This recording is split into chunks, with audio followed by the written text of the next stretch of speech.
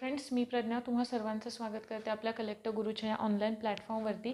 आजचं आपलं हे 24वे लेक्चर आहे की ज्याच्यामध्ये आज आपण बायोलॉजीचा सगळ्यात महत्त्वाचा जो टॉपिक आहे क्लासिफिकेशन म्हणजेच सजीवांचे वर्गीकरण तो सुरू करतोय.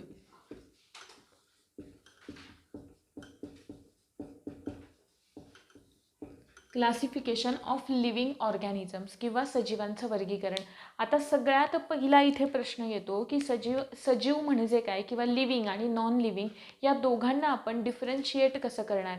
तर याचा सगळ्यात बेसिक जो डिफरन्स आहे तो आपण जेव्हा सेल टॉपिक अभ्यासलेला होता तो सेल टॉपिकच्या सुरुवातीलाच मी तुम्हाला सांगितलेलं होतं की लिव्हिंग आणि नॉन लिव्हिंग या दोघांना आपण कसं डिफरन्शिएट करतो. तर ऑब्व्हियसली काही असे ठराविक फीचर्स आहेत लिव्हिंगचे किंवा सजीवांचे की जे निर्जीवांमध्ये आपल्याला आढळून येत नाहीत आणि या आधारावरती आपण त्या दोघांना काय करतो, डिफरन्शिएट करतो, वेगळं करतो. मग इथे आपल्याला सजीवांचं क्लासिफिकेशन किंवा वर्गीकरण म्हणजे नेमकं काय. आता सगळ्यात पहिल्यांदा टॉपिकला सुरुवात करण्याआधी तुम्हाला हा टॉपिक कशा पद्धतीने तुम्ही प्रिपेअर करणार आहात किंवा कोणत्या बुकमधून तुम्हाला तो प्रिपेअर करायचा आहे, ठीक आहे, हे सगळं आधी सांगते. त्याच्यानंतर मी तुम्हाला आपण टॉपिकला ॲक्च्युअल सुरुवात करूयात.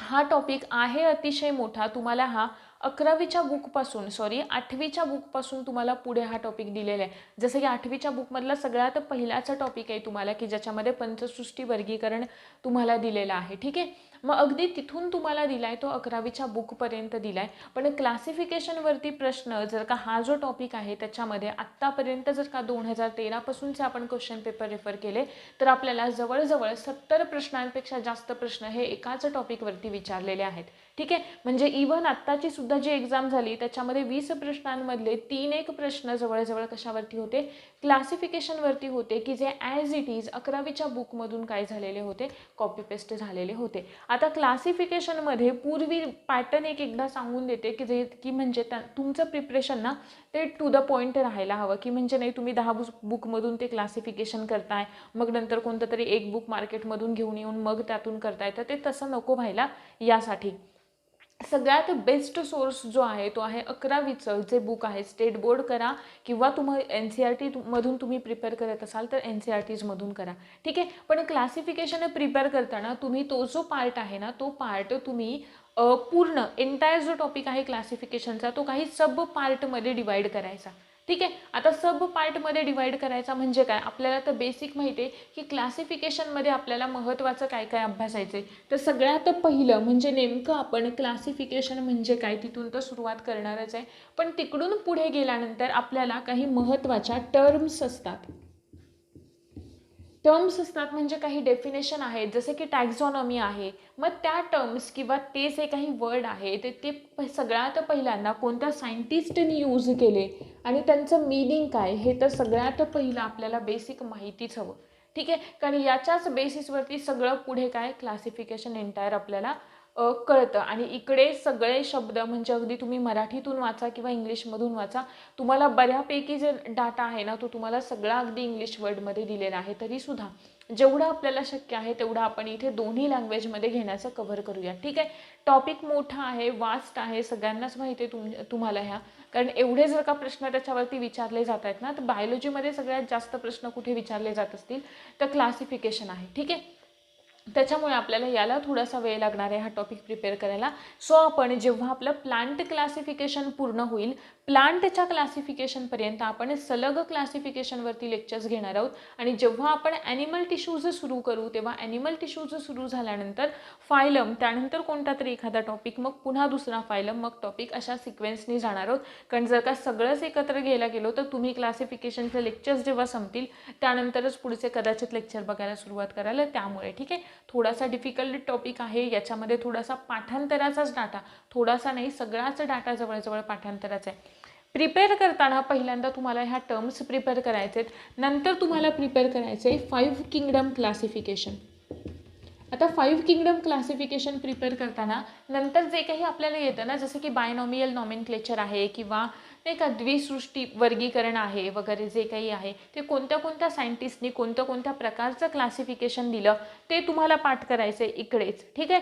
त्यानंतर 5 किंगडम क्लासिफिकेशनमध्ये 3 बेसिक आधी करून घ्यायचे. कोणते, मोनेरा आहे, तुम्हाला सांगणार आहे हे पुढे, पण लिहून घ्या तरीसुद्धा की कसा करणार आहात तुम्ही. मोनेरा कराल, त्यानंतर प्रोटिस्टा करायचे, त्यानंतर फंजाय करायचे आहे ठीक. आणि हे तिघे कंप्लीट झाले ना, मग प्लांटचं किंगडम प्लांटी एंटायर क्लासिफिकेशन वेगळं करायचं. आणि ॲनिमल्स ते तर त्याहून जास्त वास्ट क्लासिफिकेशन आहे ॲनिमल्सचं, ठीक आहे. मग ते सगळं आपल्याला इकडे 1 बाय 1 पाहायचं आहे, पण आपण हे सलग नाही पाहणार आहोत कारण हा टॉपिक फार जास्त मोठा आहे. सो आपण तो लेक्चर्स त्याच्यामध्ये डिवाइड करणार आहोत. एखादी सिस्टीम, त्यानंतर स्पेसिफिकली आपण प्लांटपर्यंत कंटिन्यू जाणारच आहोत, कारण प्लांट क्लासिफिकेशनपर्यंत भारी एक 3-1 लेक्चर लागू शकतात आपल्याला, पण ॲनिमल क्लासिफिकेशन हे खूप जास्त मोठं आहे, ठीक आहे. त्याच्यामुळे आपण ते अल्टरनेट एखादी सिस्टीम, मग ते क्लासिफिकेशन किंवा एखादा केमिस्ट्रीचा टॉपिक, मग पुन्हा त्यातला एखादे 2 फायलम, अशा पद्धतीने जाणार आहोत.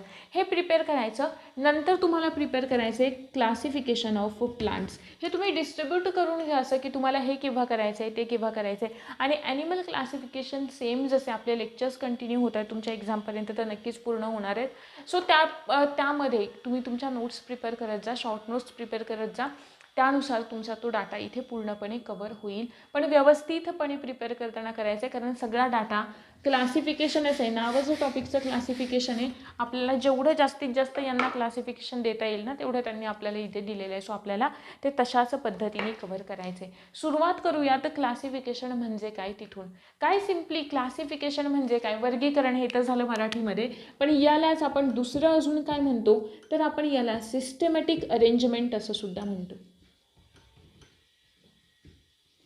सिस्टमॅटिक अरेंजमेंट म्हणजेच काय तर एका ठराविक मॅनरमध्ये, एखाद्या ठराविक सिस्टमिक मॅनरमध्ये त्या सजीवांची अरेंजमेंट करणं, त्यांची रचना करणं, किंवा आपण याला ग्रुपिंग असं सुद्धा म्हणतो.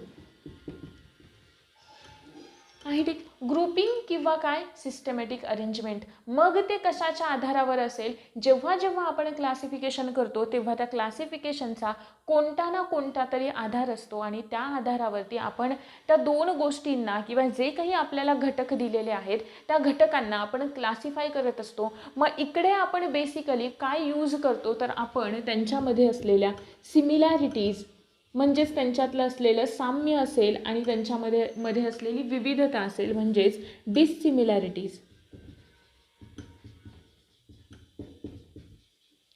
त्यांच्यामध्ये असलेले साम्य, त्यांच्यामध्ये असलेले भेद यांच्या आधारावरती आपण काय करतो, सजीवांचं वर्गीकरण करतो. मग या सजीवांच्या वर्गीकरणाची नेमकी गरज कशी पडायला लागली, आपण अगदी बेसिकपासून हा टॉपिक कव्हर करणार आहोत. जेव्हा फार पूर्वीच्या काळी, आता ऑलरेडी त्यांनाही माहीत होतं ना की नाही हे आहे, पण तेव्हा एक सायंटिफिक जे क्लासिफिकेशन आहे, जसं की आत्ता आपल्याला ते माहिती आहे तसं काहीसं त्यांना माहीत नव्हतं. पण जसजशी सायन्समध्ये ॲडव्हान्समेंट येत गेली, किंवा आधी जे पूर्वज जे होते, जे काही आधीचे जुने लोक होते, ते क्लासिफिकेशन त्यांनी कशाच्या आधारावर केलेलं होतं तर त्यांनी ते क्लासिफिकेशन त्यांना त्या वनस्पतीचा असेल किंवा त्या प्राण्याचा असेल, त्यांना यूज कोणता होतोय त्या यूजच्या आधारावरती त्यांनी केलेलं ते व्यावहारिक क्लासिफिकेशन होतं, ठीक आहे. पण जसजसे नवनवीन मायक्रो ऑर्गॅनिझम्स म्हणा किंवा अजून नवनवीन सजीव जे होते ते जगाच्या प्रत्येक ठिकाणावरून रोज ना रोज कुठे ना कुठे काही ना काहीतरी नवीन शोध लागतच असतो. मग अशाच पद्धतीने जेव्हा अनेक जास्त प्रमाणात हे सजीवांची संख्या वाढली, ते समोर यायला लागले, मग तेव्हा त्यांना कसं क्लासिफाय करायचं, तेव्हा खरी गरज पडली आपल्याला क्लासिफिकेशनची. आणि ते जे काही व्यावहारिक क्लासिफिकेशन होतं की ज्याच्या आधारावरती त्या आधी त्यांना, म्हणजे त्या वस्तूचा यूज असेल किंवा अजून काही असेल, ठीक आहे, त्या आधारावरचं क्लासिफिकेशन कुठेतरी मागे पडलं आणि एखादी सायंटिफिक मेथड हवी की ज्याच्या आधारावरती आपण या सजीवांना क्लासिफाय करू, यांचं ग्रुपिंग करू. याची गरज अजून का पडली का तर जर का आपण बायोडायव्हर्सिटीचा काही डाटा पाहिला तर आपल्याला आढळून येतं की जर का आपण प्लांट आणि ॲनिमल या दोघांच्या, म्हणजेच लिव्हिंग ऑर्गॅनिझम्सच्या स्पीसीज जर का पाहिल्या तर त्या काहीशा 8.7 मिलियन एवढ्या स्पीसीज येतात लिव्हिंग ऑर्गॅनिझम्सच्या. 1 मिलियन म्हणजे 10 लाख. मग जर का एवढ्या स्पीसीज आहेत तर या प्रत्येकाचा आपल्याला इंडिव्हिज्युअल स्टडी करणं हे पॉसिबल नाही आहे, किंवा या प्रत्येकाला त्याची स्वतःची एक इंडिव्हिज्युअल आयडेंटिटी देणं सुद्धा पॉसिबल नाही आहे. आणि ती देण्यासाठी आपण केलं यांचं क्लासिफिकेशन. आहे ठीक. मग आता हे क्लासिफिकेशन झाल्यानंतर नेमके याचे आधार कोणते होते किंवा कशा पद्धतीने हे क्लासिफिकेशन, आत्ता जी काही सिस्टीम आपण यूज करतोय क्लासिफिकेशनची ती आणि सगळ्यात आधी यूज करत होते ती, मग त्यांची डेव्हलपमेंट कशी झाली किंवा त्याच्यामध्ये मॉडिफिकेशन कशा पद्धतीने झाले, हा आहे आपला सगळ्यात महत्त्वाचा पार्ट. इव्हन जरी आपण आपल्यामध्ये विचार केला तरी जर का आपण पूर्ण एंटायर युनिवर्सचा विचार करूयात किंवा पृथ्वीवरचा करूयात आपण विचार, तर जेवढे काही देश आहेत किंवा जेवढ्या काही कंट्रीज आहेत वेगवेगळ्या, त्या प्रत्येकांमध्ये काही ना काहीतरी काय आहे, सिमिलॅरिटीज आहेत, डिससिमिलॅरिटीज आहेत.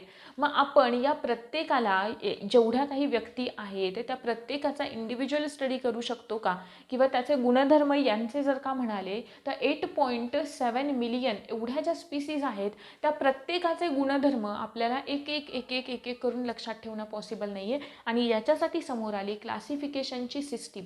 आणि मग सगळ्यात पहिल्यांदा हे जे काही क्लासिफिकेशन आहे त्या क्लासिफिकेशनमध्ये सुरुवातीचं जे सगळ्यात क्लासिफिकेशन होतं, तो सगळ्यात पहिलं जेव्हा जेव्हा आपण क्लासिफिकेशन म्हणू तेव्हा आपल्याला सगळ्यात पहिल्यांदा आठवला पाहिजे तो म्हणजे ॲरिस्टॉटल.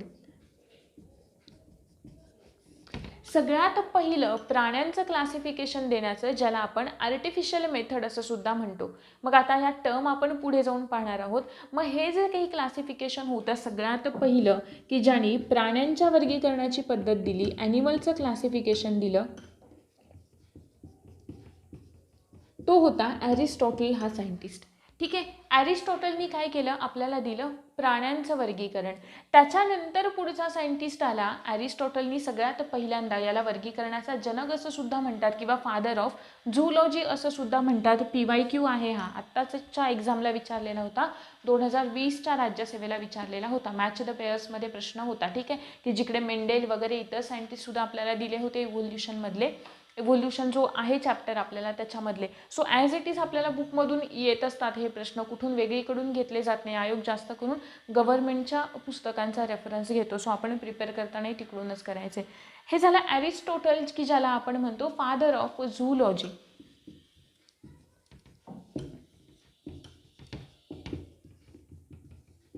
आहे ठीक. मग सगळ्यात पहिल्यांदा जे प्राण्यांचं वर्गीकरण दिलं ते दिलं ॲरिस्टॉटलनी. त्याच्यानंतर पुढे काही सायंटिस्ट आले, जसं की कोणता होता दुसरा, ज्याला आपण कार्ल लिनियस आहे. त्यानंतर अजून वेगळे वेगळे सायंटिस्ट आहेत बरेच, थिओफ्रस्टस आहे, याचाच आहे, याचाच आहे. आपण आता हे जाणार आहोत सिक्वेन्सने, असं मध्ये मध्ये काहीच पाहण्यात अर्थ नाही आहे. आपण जाऊया तर थोडंसं सिक्वेन्सने. बघा, सगळ्यात पहिल्यांदा जेव्हा आपण क्लासिफिकेशन अभ्यासतो तेव्हा सगळ्यात पहिल्यांदा गरज असते ती म्हणजे याच्याशी रिलेटेड काही टर्म्स समजावून घेण्याची. ठीक आहे. सगळ्यात पहिली टर्म आपल्याला अभ्यासायची आहे ती आहे टॅक्सॉनॉमी. सगळ्यात पहिली टर्म आपण अभ्यासतोय टॅक्सॉनॉमी. टॅक्झॉनॉमी ही जी टर्म आहे ती दिली सगळ्यात पहिल्यांदा डिकॅन्डोल या सायंटिस्टनी. AP डिकॅन्डोल या सायंटिस्टनी टॅक्झॉनॉमी या शब्दाचा उल्लेख केला की याचा अर्थ असा होतो की अशा प्रकारचं क्लासिफिकेशन की जे काही सर्टन रूल्स आणि काही किंवा प्रिन्सिपल्सच्या आधारावर केलेलं क्लासिफिकेशन. काही ठराविक नियम, काही ठराविक रूल्स फॉलो करून जे क्लासिफिकेशन केलं जातं त्या क्लासिफिकेशनला आपण म्हणतो टॅक्सॉनॉमी असं म्हणतो. त्याच्यानंतर दुसरी टर्म येते, हा एक ग्रीक वर्ड आहे ज्याच्यामधला टॅक्साचा अर्थ असा होतो, टॅक्झॉनचा अर्थ असा होतो अरेंजमेंट. आणि दुसरा जो वर्ड आहे नॉमस, त्याचा अर्थ होतो रूल्स किंवा प्रिन्सिपल्स. ही झाली पहिली टर्म. त्यानंतर आपली दुसरी टर्म आहे ती म्हणजे सिस्टमॅटिक्स. या सगळ्या टर्म तुम्हाला तुमच्या नोट्समध्ये दिल्या जातील, पण तरीसुद्धा माहीत असू द्या. सिस्टमॅटिक्सचा अर्थ असा होतो की सजीवांमध्ये असलेली ज्या काही वेगवेगळे प्रकार आहेत किंवा ज्या त्यांच्यामध्ये असलेली जी डायव्हर्सिटी आहे त्या डायव्हर्सिटीचा त्यांच्या इव्होल्युशनच्या कंपॅरिझनमध्ये, म्हणजे त्यांची जशी काही उत्क्रांती झालेली आहे त्या उत्क्रांतीमधलं त्यांच्यामध्ये असलेलं रिलेशन या आधारावरती केलेलं जे क्लासिफिकेशन असतं किंवा याचा जो स्टडी आपण करतो त्याला आपण म्हणतो सिस्टमॅटिक्स. सिस्टमॅटिक्स म्हणजे थोडक्यात काय, तर सजीवांमध्ये असलेले वेगवेगळे प्रकार, त्यांच्यामध्ये असलेली विविधता, या सगळ्याचा कंपॅरेटिव्ह स्टडी करणं, तुलनात्मक अभ्यास करणं, त्या ब्रँचला आपण म्हणतोय सिस्टमॅटिक्स असं. ठीक आहे. मग आपण ज्या आता वेगवेगळ्या क्लासिफिकेशनच्या सिस्टीम्स पाहणार आहोत त्यातली सगळ्यात पहिली आहे आर्टिफिशियल क्लासिफिकेशन. आता आर्टिफिशियल क्लासिफिकेशन आपण कशाला म्हणतो? असं क्लासिफिकेशन आपण फिजिकल प्रॉपर्टीज कशाला म्हणत होतो?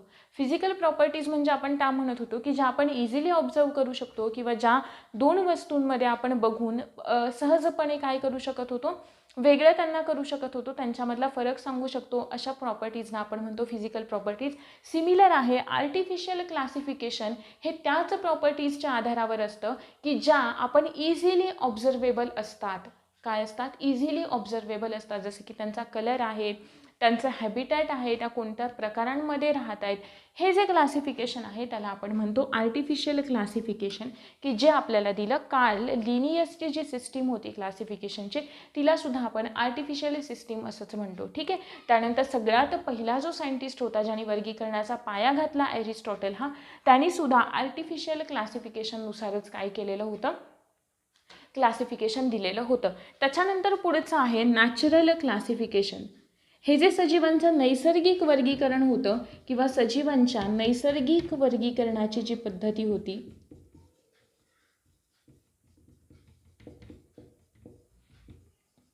सजीवांच्या नैसर्गिक वर्गीकरणाची जी पद्धत होती ती कोणी दिली? ती दिली बेंथम आणि हुकर या सायंटिस्टनी. ती दिली बेंथम आणि हुकर या सायंटिस्टनी. 2 वेळा याच्यावरच प्रश्न आलेला आहे, हाच प्रश्न आलेला आहे की सजीवांच्या नैसर्गिक वर्गीकरणाची पद्धत कुणी दिली? तर ती दिली बेंथम आणि हुकर या सायंटिस्टने. आणि त्याच्यानंतर होतं फायलोजेनिक क्लासिफिकेशन. त्यानंतर आहे फायलोजेनिक क्लासिफिकेशन. आता फायलोजेनिक क्लासिफिकेशनचा अर्थ असा होतो की जे काही इव्होल्युशनरी प्रोसेस असते ना, त्या इव्होल्युशनरी म्हणजे उत्क्रांतीची जी काही प्रोसेस आहे त्या प्रोसेसमध्ये असलेले जे काही वेगळे गुणधर्म आहेत त्या गुणधर्मांच्या आधारावरती जे क्लासिफिकेशन केलं जातं त्याला आपण म्हणतो फायलोजेनिक क्लासिफिकेशन, की जे आपल्याला दिलं एंगलर आणि प्रँटल या सायंटिस्टनी. एंगलर आणि प्रँटल या 2 सायंटिस्टनी आपल्याला हे फायलोजेनिक क्लासिफिकेशनची सिस्टीम दिली. आपण क्लासिफिकेशनची गरज का आहे ते सुद्धा बघितलं, कारण एवढी बायोडायव्हर्सिटी आहे, प्रत्येकाचा इंडिव्हिज्युअल स्टडी करणं शक्य नाही आहे. त्याच्यामुळे आपल्याला त्यांचं एक सिस्टेमिक अरेंजमेंट करणं गरजेचं आहे. मग त्याच्यासाठी आधार कोणते कोणते? तर सगळ्यात आधी सजीवांचं वर्गीकरण जे झालं ते सगळ्यात आधीचं सजीवांचं वर्गीकरण हे बेसिक 2 गटांमध्ये झालं, 2 ग्रुप्समध्ये झालं. ज्या 2 ग्रुप्सना आपण म्हणत होतो प्लांट आणि ॲनिमल्स. ठीक आहे. मग हे क्लासिफिकेशन देणारा सगळ्यात पहिला सायंटिस्ट कोण होता? तर तो होता कार्ल लिनियस, की ज्याने 2 सृष्टींमध्ये सजीवांचं वर्गीकरण केलं. ठीक आहे. पण कार्ल लिनियसनी दिलेली ही जी काही सिस्टीम होती ना ती आपण पुढे इन डिटेल अभ्यासणारच आहोत. पण त्याच्या आधी असा सायंटिस्ट की ज्याने सगळ्या म्हणजे ही जी क्लासिफिकेशनची सिस्टीम होती, जेव्हा पुढे नवनवीन मायक्रो ऑर्गॅनिझम जसं की मी तुम्हाला आधी सांगितलं नवनवीन सजीवांचा शोध लागत गेला, तेव्हा हे कुठेतरी क्लासिफिकेशन इनॲडिक्वेट झालं, अपुरं पडायला लागलं. मग तेव्हा शास्त्रज्ञांना कळलं की नाही, अजून क्लासिफिकेशनसाठी कोणती तरी वेगळी सिस्टीम हवी. ठीक आहे. हे कुठेतरी सगळ्यांना पटलं आणि अशाच पद्धतीने सगळ्यात पहिला सायंटिस्ट होता ॲरिस्टॉटल नावाचा, की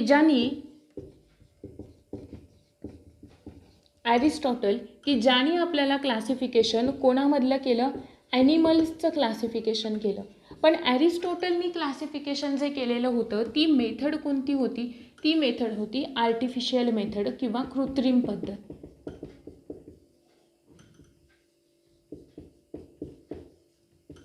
ठीक आहे. आर्टिफिशियल मेथड होती किंवा कृत्रिम पद्धत होती.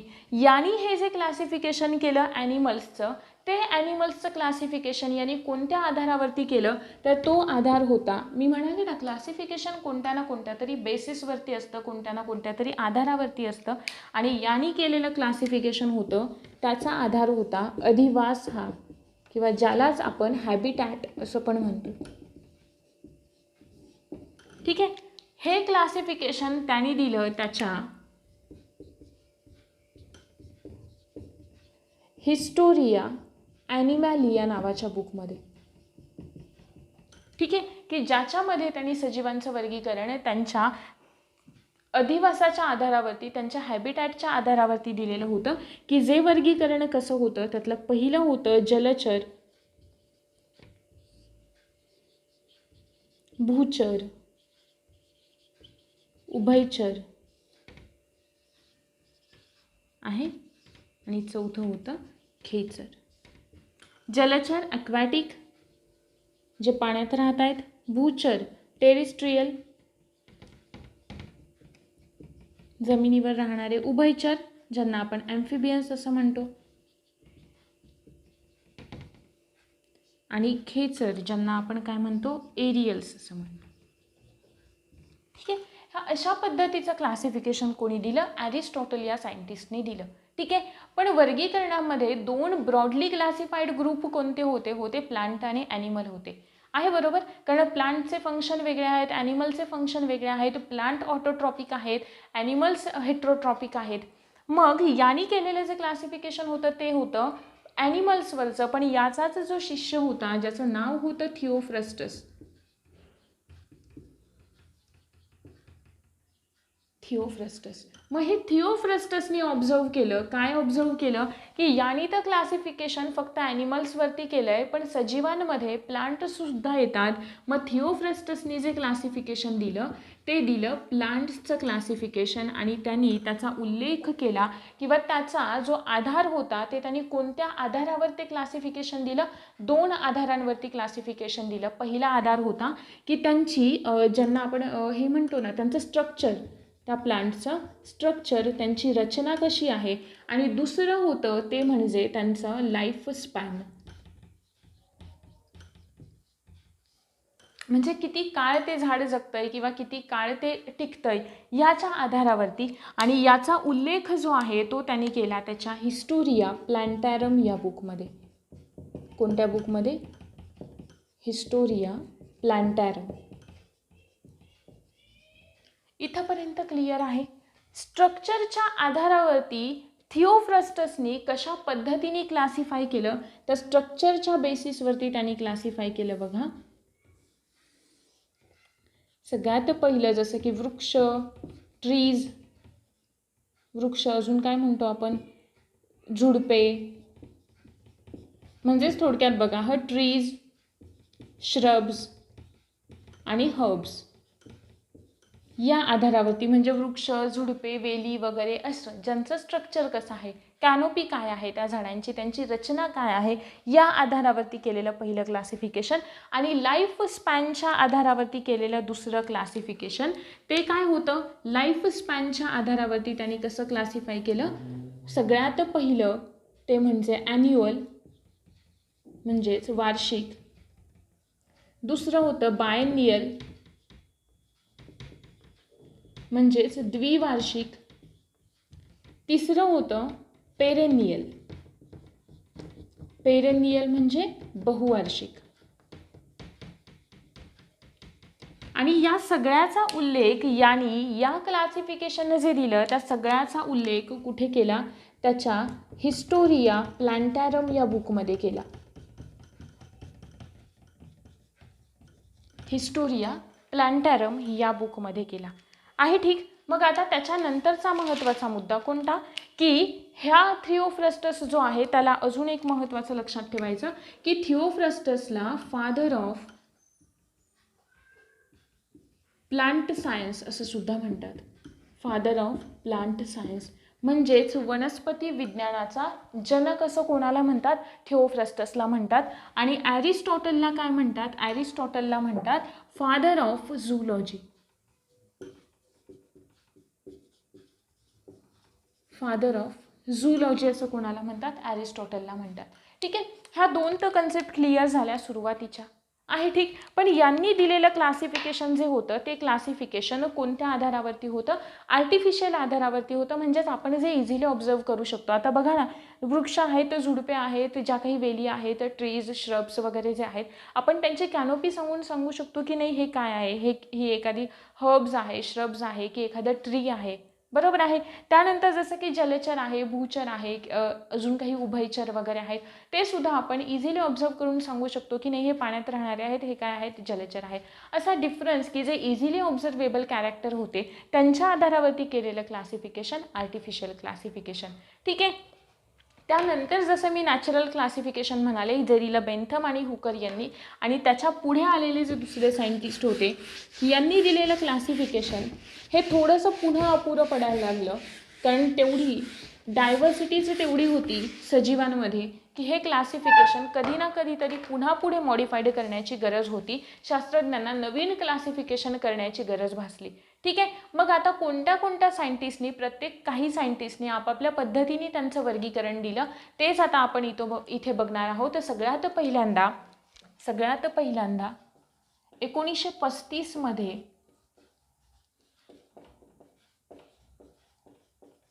कार्ल लिनियसनी क्लासिफिकेशन दिलं 2 किंगडममध्ये सजीवांचं.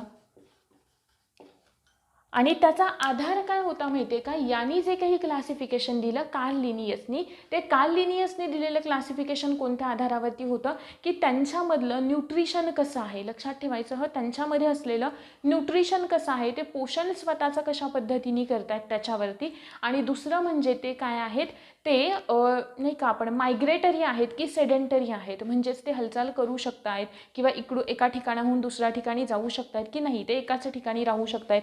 या आधारावरती किंवा हे जे कॅरेक्टर आहेत, हे जे गुणधर्म आहेत, या गुणधर्मांवरती डिपेंड राहून कोणी दिलं आपल्याला? कार्ल लिनियसने दिलं. मी काय म्हणाले, कार्ल लिनियसचं हे क्लासिफिकेशन होतं न्यूट्रिशन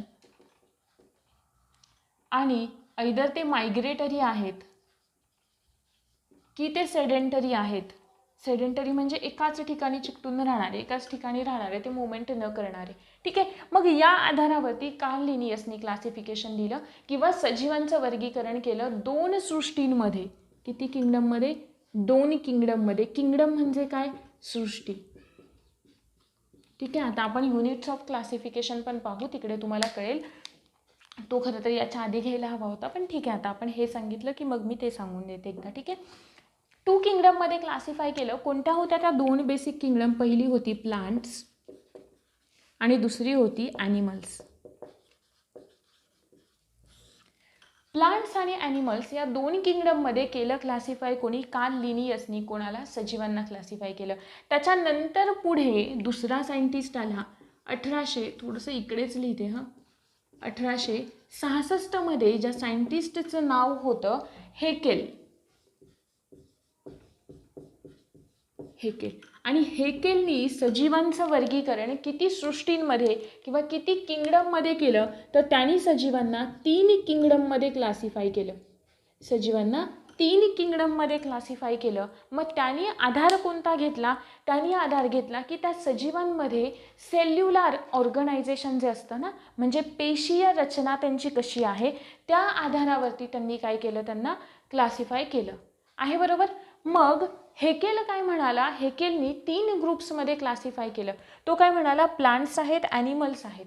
ठीक आहे. पण त्याचबरोबर प्रोटिस्टा ही सुद्धा एक किंगडम त्यांनी डेव्हलप केली. प्रोटिस्टा ज्यांना आपण प्लांट ॲनिमल हे म्हणतो, म्हणजे धड त्यांना आपण प्लांटमध्ये पण नाही आणि ॲनिमल पण मध्ये पण नाही, की जे दोघांचे गुणधर्म दाखवतात एकत्रितपणे. ठीक आहे. आपण त्यांना नाही प्लांटमध्ये टाकू शकत किंवा नाही आपण त्यांना ॲनिमल्समध्ये टाकू शकत, असा जो ग्रुप उरतो त्याला त्यांनी म्हटलं प्रोटिस्टा. आणि हे प्रोटिस्टा कसे असतात? युनिसेल्युलर असतात. कसे असतात?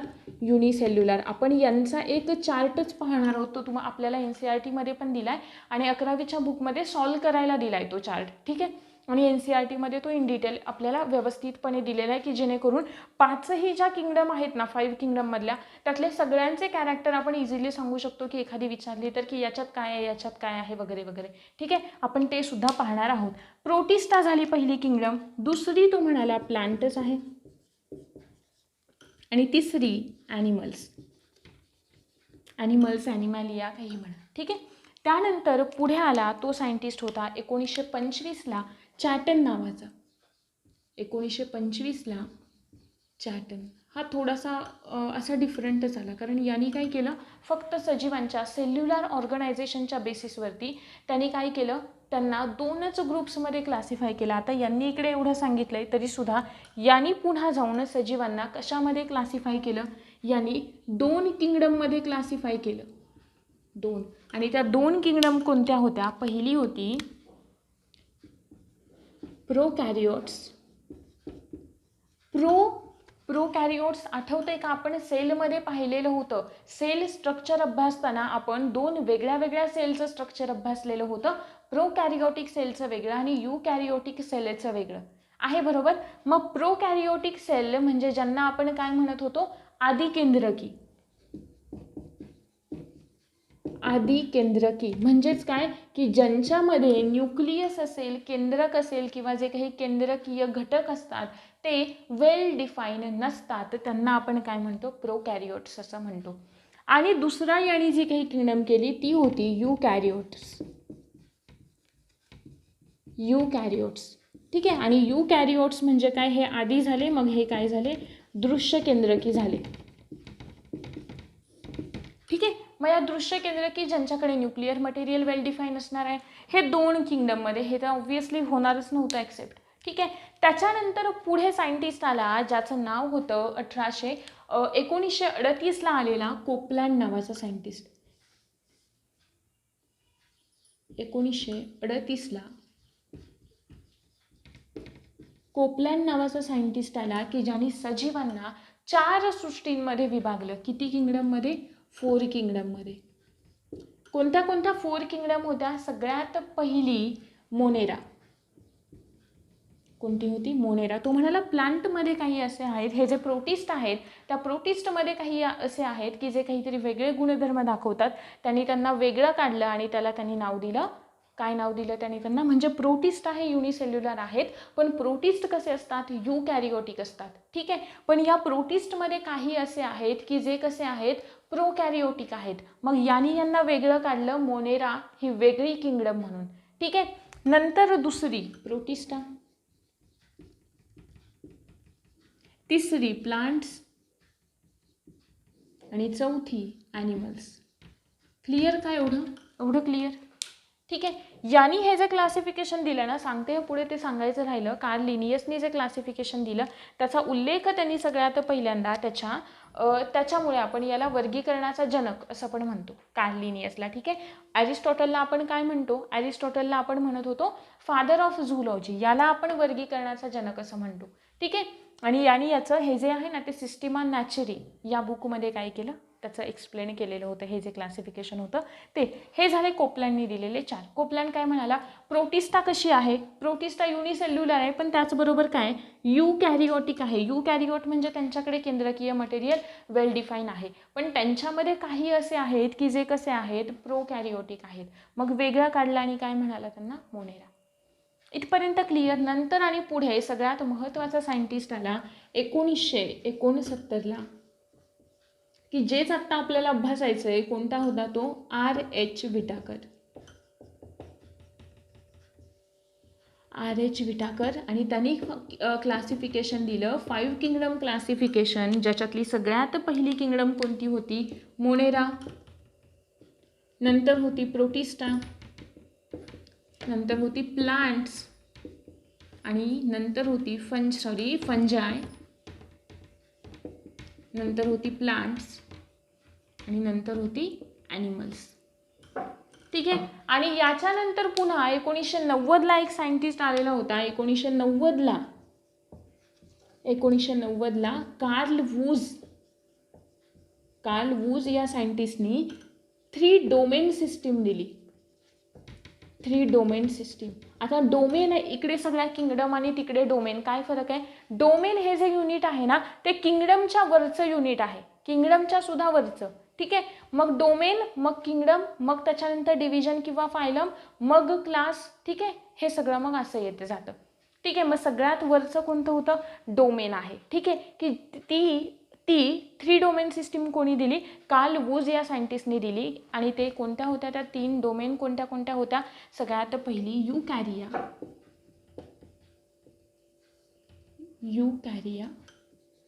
आर्किया आणि युबॅक्टेरिया.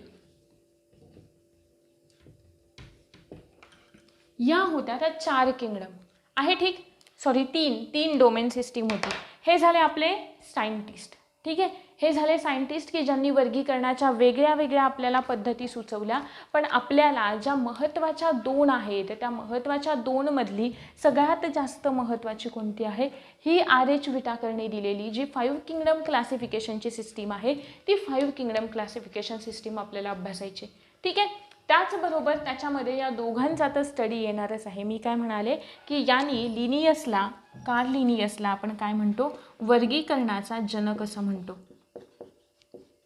कार्ल लिनियसला आपण वर्गीकरणाचा जनक असं म्हणतो. आणि यांनी थोडक्यात काही ठराविक गुणधर्मानुसार हे जे क्लासिफिकेशन केलेलं होतं त्या गुणधर्मांना त्यांनी टॅक्झॉन असं संबोधलं. काय संबोधलं? टॅक्झॉन असं संबोधलं. आणि आधार कोणता होता? कुठे गेलं? न्यूट्रिशन. ते आयदर मायग्रेटरी आहेत किंवा सेडेंटरी आहेत. हे होते काही सायंटिस्ट ज्यातले आपल्याला ही वाली पाहायचे. ठीक आहे, पण ती बघायच्या आधी ना आपण थोडक्यात एक हायरार्की बघून घेऊयात. आणि हायरार्की आपल्याला विचारलेली आहे एक्झामला एकदा. क्लासिफिकेशनमध्ये सांगताना ना जेवढा काही पार्ट सांगते तेवढ्या पार्टमधला प्रत्येक पार्ट विचारलेला आहे आपल्याला. ठीक आहे, आता मी म्हणाले तुम्हाला आपल्याला हे 5 अभ्यासायचे आहेत. या 5 मधले आपण 1 बाय 1 पाहणार आहोत. अरे बरं ठीक आहे ना, इथे आपण काय करूयात, 1969 करूयात.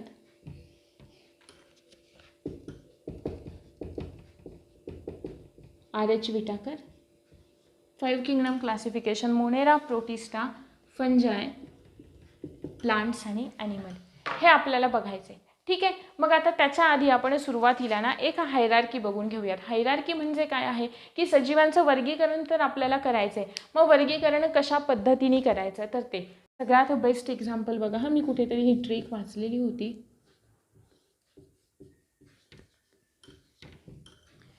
के फॉर किंगडम. हे आपण कशामध्ये बघतोय? प्लांट ॲनिमल्समध्ये पाहतोय. हा ॲनिमल्समध्ये ही अशी हायरार्की असेल. P for phylum, C class, मग सब क्लास येतो, मग येते ऑर्डर, त्यानंतर येते फॅमिली, नंतर येते जीनस आणि त्यानंतर येते स्पीसीज. ठीक आहे, ही झाली एक यांची हायरार्की. आता जेव्हा मी किंगडम म्हणजे आपण काय म्हणतोय, सृष्टी म्हणतोय.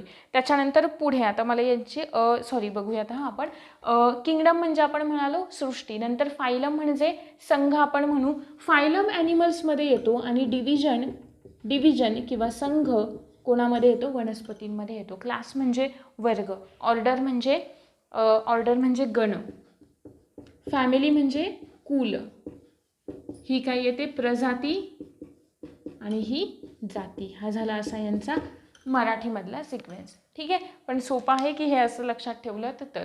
ठीक आहे, मग हे अशा पद्धतीने एक हायरार्की असते. अशा पद्धतीने आपण त्यांना क्लासिफाय करतो. आता बघा, सगळ्यात वरची जे किंगडम आहे, किंगडमच्या वरती काय सांगितलं? डोमेन. कार्ल वूजने सांगितलं आहे, बरोबर, 1990ला. किंगडमच्या वरती काय आहे? किंगडमच्या वरती काय आहे? डोमेन आहे. ठीक आहे, डोमेनच्या खाली आली किंगडम. म्हणजे डोमेनमध्ये सगळ्यात जास्त डायव्हर्सिटी कुठे असणार आहे? वरती डोमेनमध्ये. ठीक आहे, डोमेनच्या थोडं खाली किंगडममध्ये आलो की थोडी डायव्हर्सिटी काय झाली? कमी झाली. ठीक आहे, अजून फायलममध्ये आलो, फायलममध्ये अजून डायव्हर्सिटी कमी झाली. डायव्हर्सिटी म्हणजे त्यांच्यामधल्या ज्या डिसिमिलॅरिटी होत्या त्या कमी झाल्या, सिमिलॅरिटीज वाढत गेल्या. पुन्हा जसे आपण class to order to family to genus to species असे जेव्हा आपण खाली येत जाऊ, तसं त्यांच्यातली जी विविधता आहे ती कमी होते आणि त्यांच्यामध्ये असलेला जो साम्य आहे किंवा सिमिलॅरिटीज ज्या आहेत त्या काय होतील? वाढत जातील. आणि यालाच आपण म्हणतो लिनियस हायरार्की.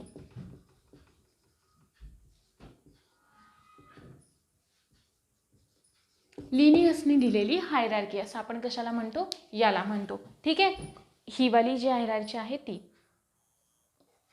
चला, लाईटने थोडासा प्रॉब्लेम केला. हे तर लक्षात आलं आपल्या की ही आहे हायरार्की लिनियसने दिलेली, म्हणून याला आपण म्हणतो लिनियस हायरार्की.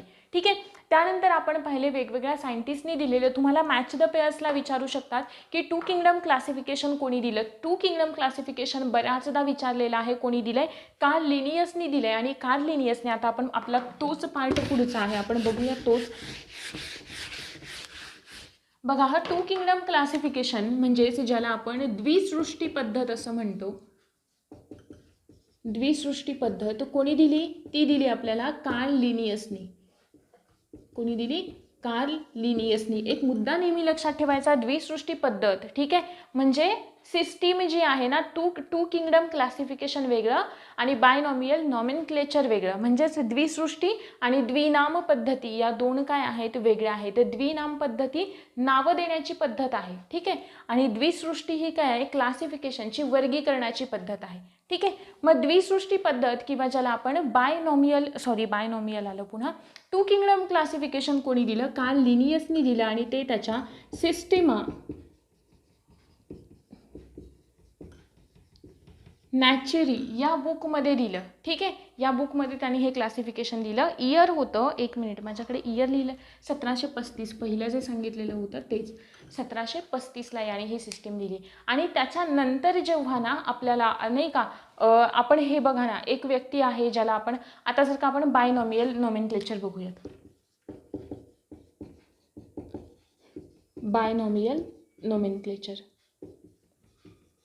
ठीक आहे, म्हणजेच द्विनाम पद्धती कोणी दिली? कार्ल लिनियसनीच दिली. कोणी दिली? कार्ल लिनियसनी. याच्यावर पण प्रश्न आलेला होता, लास्टच्या 1 का 2 वर्षांमध्ये आलेला प्रश्न आहे की द्विनाम पद्धती कोणी दिली सजीवांची, ठीक आहे. आता एवढे नाही सोपे प्रश्न विचारत, हां, आता थोडेसे डिफिकल्टी लेवल वाढवले. म्हणजे ॲनिमल किंगडममध्ये सुद्धा तुम्हाला जे क्लास ऑर्डर वगैरे दिल्या जातात ना, ऑर्डर तुम्ही बघितला, आता कुठे किंगडम कुठे येते आणि ऑर्डर किती खाली येते आपण बघितले, तिकडे तुम्हाला प्रश्न विचारायला गेले, ठीक आहे. सो मग आपल्याला ते तेवढ्या डीपमध्ये करावं लागेल आणि रोज एक एक जरी मुद्दा केलात ना, म्हणजे किंगडम मोनेरा आहे, मोनेरामधला 1 पॉईंट आज केला, मग उद्या केला, होऊन जातं बरोबर ते, व्यवस्थितपणे.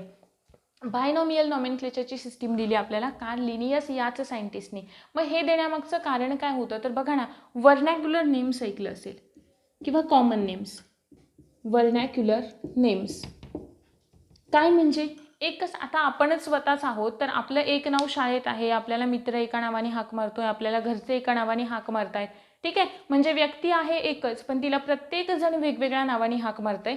हे अशा पद्धतीला आपण काय म्हणतो? व्हर्नॅक्युलर्स नेम असं म्हणतो. म्हणजे एक व्यक्ती आहे आणि तिला 10 नावं आहेत, ठीक आहे ना, म्हणजे प्रत्येकजण वेगळ्याच नावाने हाक मारतोय.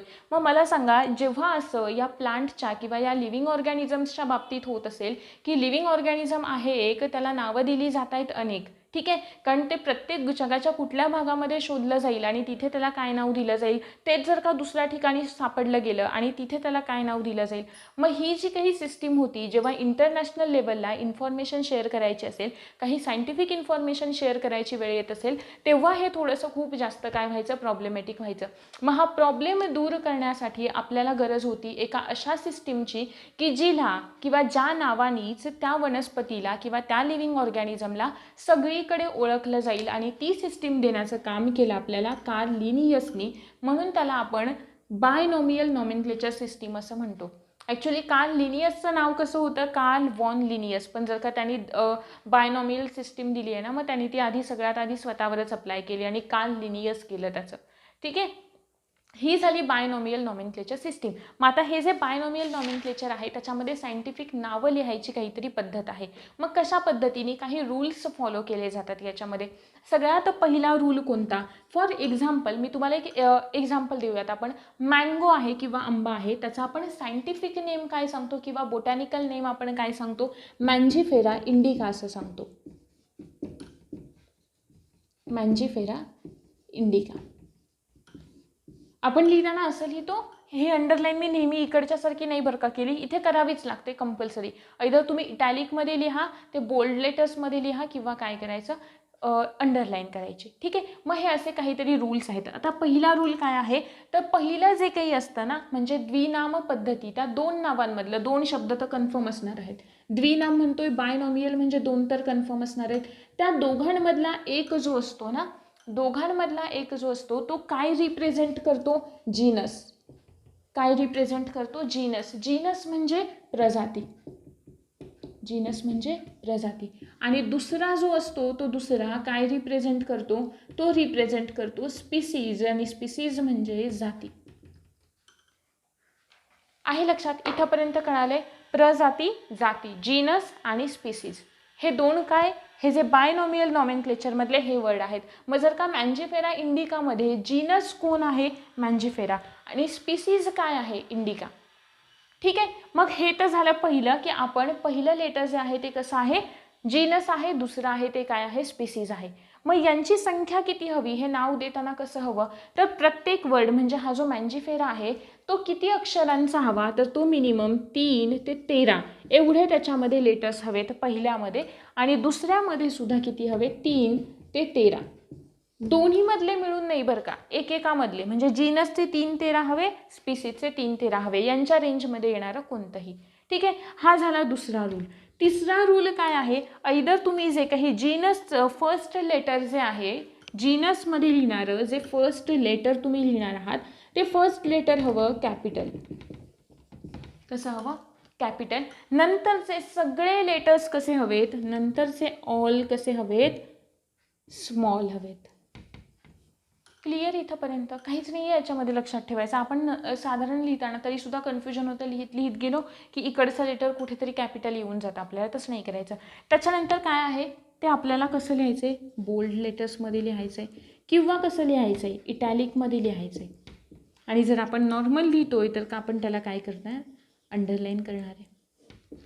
आता याला नावं कोण देईल, जो ही स्पीसीज शोधेल त्याला नाव कोण देईल, ज्याने स्पीसीज ती शोधून काढले तोच व्यक्ती नाव देणार, ज्याला आपण काय म्हणू, सायंटिस्ट तर म्हणणारच आहे त्याला. मग यांच्या पुढे, कोणाच्या पुढे, जीनस झालं आपलं, स्पीसीज झालं, त्यांच्या पुढे त्या सायंटिस्टचं नाव यायला हवं, त्यांच्या पुढे त्या सायंटिस्टचं नाव यायला हवं. ठीक आहे. मग ते नाव इनिशियल लेटर्स लिहिले तरी चालतात किंवा पूर्ण एंटायर नाव लिहिलं तरी चालतं, तिकडे काही नाही फरक पडत.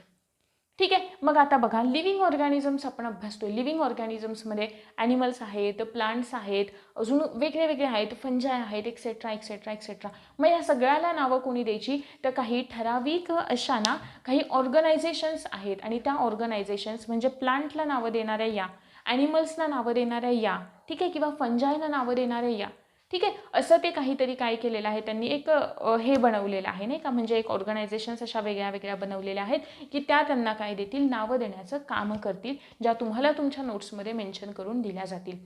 हा होता आपला क्लासिफिकेशनवाला जो बेसिक पार्ट आहे तो. आणि नॅचरल क्लासिफिकेशन सांगायचं झालं तर नॅचरल क्लासिफिकेशनची जी सिस्टीम आहे, 2 वेळा आत्तापर्यंत आयोगाने प्रश्न आपल्याला त्याच्यावरती विचारलेला आहे, लक्षात ठेवायचं आहे, बेनथम आणि हुकर. 11वीच्या बुकमध्ये तुम्हाला प्रत्येक टर्म, जशी मी सुरुवातीला तुम्हाला सांगितलं की फायलोजेनिक क्लासिफिकेशन आहे, त्यानंतर आर्टिफिशियल क्लासिफिकेशनची सिस्टीम आहे, त्यानंतर दुसरी सांगितली नॅचरल सिस्टीम आहे, त्या कोणी कोणत्या कोणत्या सायंटिस्टनी दिल्या. टॅक्झॉनॉमी हा वर्ड कोणी दिला आपल्याला, AP डिकॅन्डोल या सायंटिस्टनी सगळ्यात पहिल्यांदा यूज केला आहे, बरोबर. मग हा जो सगळा बेसिक आणि फॅक्च्युअल डाटा आहे, क्लासिफिकेशनमध्ये सगळंच फॅक्च्युअल आहे. एक तर एक्झाम्पल आहेत, व्हरायटीज आहेत तुम्हाला लक्षात ठेवायच्या, स्पीसीज आहेत, आणि अजून प्लस हे सगळा बाकीचा डाटा की कोणाला काय म्हटलं, कोणाला काय म्हटलं.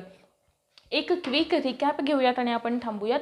याच्या पुढे अजून एक मुद्दा तुम्हाला सांगायचा राहिला, हे जे जीनस आहे आणि जे स्पीसीज आहे त्यांच्यामधलं जीनसचं नाव सेम असू शकतं, जीनसचं नाव सेम असू शकतं. ठीक आहे. जसं की जर का एक्झाम्पल सांगायचं झालं तर कोणतं आहे बघा ना, रोझा सायनेन्सिस.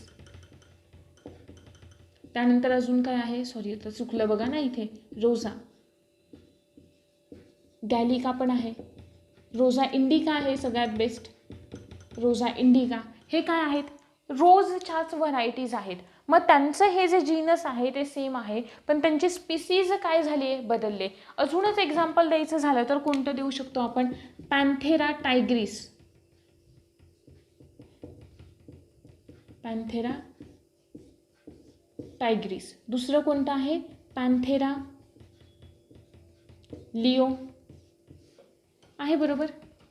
हे असे म्हणजे त्यांचं जीनस सेम असू शकतं पण पुढचा बदललेला असेल. हा झाला सगळा बेसिक पार्ट. तुम्हाला कुठून वाचायचं आहे, हे सगळं कुठून वाचायचं आहे, 11वीच्या बुकमधून वाचायचं आहे. 8वीपासून दिलं आहे. ज्यांचा सायन्सशी काहीच संबंध नाही आहे ते वाचू शकतात. तुम्ही जर का 8वीचं किंवा 9वीचं बुक वाचा आणि त्याच्यानंतर मग 11वीमधला जो डाटा आहे तो पॉईंटच्या फॉर्ममध्ये लिहून काढा आणि त्यामध्ये वाचून सुरुवात करा. आपण इकडे बऱ्यापैकी सगळा डाटा हा 11वीच्या बुकमधून कव्हर करून घेणार आहोत की जो तुम्हाला ऑलरेडी 9वी 10वीमध्ये दिलेला आहे. पण 11वीमध्ये क्लासिफिकेशन अजून थोडंसं दिले, तर आपण ते त्या आधारावरती इकडे कव्हर करणार आहोत. आज आपण पाहिले क्लासिफिकेशनचं अगदी बेसिक पार्ट पाहिलं आहे की क्लासिफिकेशन म्हणजे काय, काही महत्त्वाच्या टर्म्स आपण पाहिल्या जसं की टॅक्झॉनॉमी आहे, अजून आर्टिफिशियल क्लासिफिकेशन म्हणजे काय, नॅचरल क्लासिफिकेशन म्हणजे काय, हा सगळा पार्ट. त्याच्यानंतर आपण पाहिले की कोणत्या कोणत्या वर्गीकरणाची गरज का आहे, क्लासिफिकेशनची गरज का आहे. सगळ्यात पहिलं क्लासिफिकेशन देणारा कोण होता, ॲरिस्टॉटल होता, ज्यांनी प्राण्यांचं वर्गीकरण दिलं, म्हणून आपण त्याला फादर ऑफ झूलॉजी असं म्हणालो. त्याचाच शिष्य असलेला थिओफ्रस्टस होता, त्याला आपण फादर ऑफ प्लांट सायन्स वनस्पती विज्ञानाचा जनक असं आपण म्हणालो. थिओफ्रस्टसनी त्या क्लासिफिकेशन दिलं प्लांट्सचं. कोणत्या आधारांवरती दिलं, स्ट्रक्चर आणि दुसरं लाईफ स्पॅन. स्ट्रक्चरच्या आधारावरती त्यांनी दिलं वृक्ष, वेली, झुडुपे वगैरे वगैरे, आणि लाईफ स्पॅनच्या आधारावरती दिलं वार्षिक, द्विवार्षिक, बहुवार्षिक, ॲन्युअल, बायनियल, पेरेनियल. नंतर त्यांनी उल्लेख कोणत्या बुकमध्ये केला, हिस्टोरिया प्लॅन्टारम या बुकमध्ये केला. थिओफ्रस्टसनी उल्लेख कशामध्ये केला, हिस्टोरिया ॲनिमॅलिया या बुकमध्ये केला.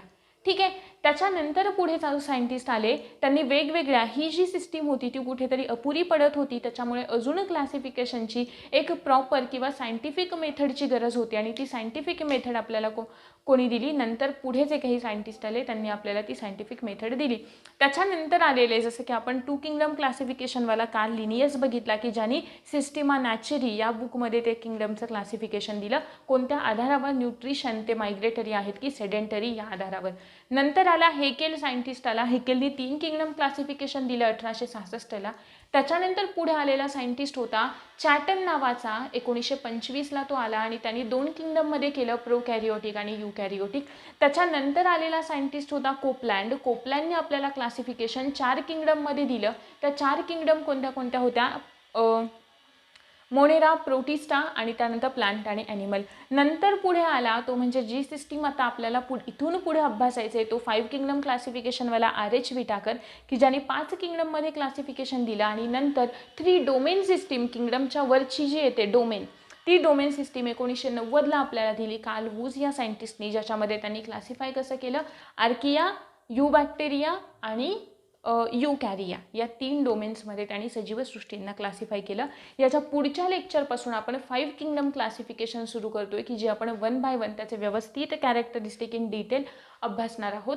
होप सो की तुम्हाला हा जो बेसिक पार्ट होता तो जो काही फॅक्च्युअल डाटा आहे याच्यातला तो सगळा पाठ करायचा आहे. तुम्हाला हा समजला असेल व्हिडिओ. याच्या पुढचा पार्ट आपण नेक्स्ट व्हिडिओमध्ये घेऊया. Thank you very much.